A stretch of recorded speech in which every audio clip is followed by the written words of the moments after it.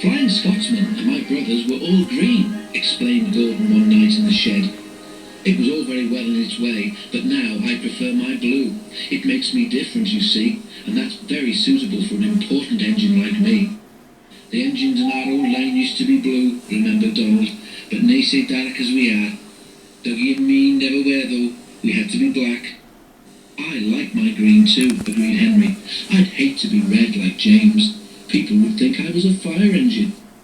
At least people can see me coming, retorted James.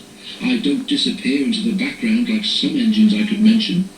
If it wasn't for the noise, you'd need a yellow and black front like Mavis. Henry's protest would drown in the laughter of the other engines, and he went to sleep wondering how to pay James out. Henry was still cross next morning.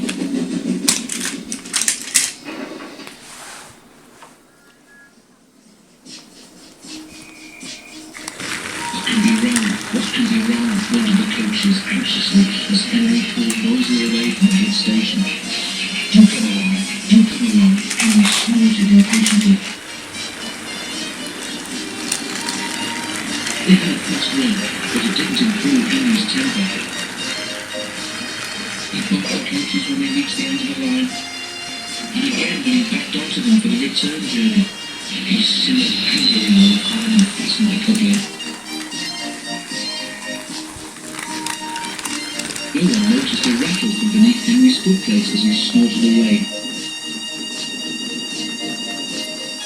And soon the train was running well. Hurry, thought Henry. Suddenly he heard a crack from below his cab. Look out, shouted the driver.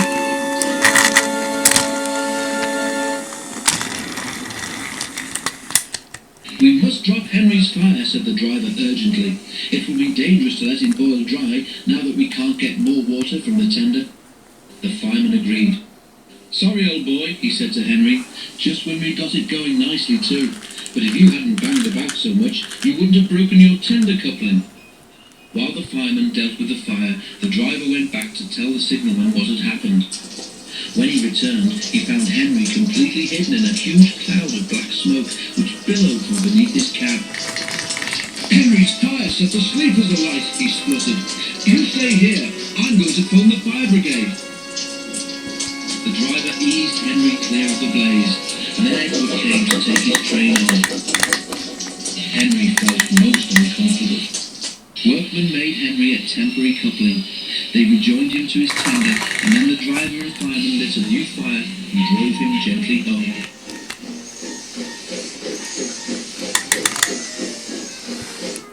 Edward, who had of course seen everything, told the others.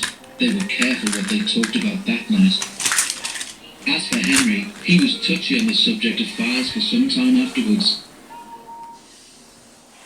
But James was quick to notice that from then on, Henry stopped making rude remarks about the colour of fire engines.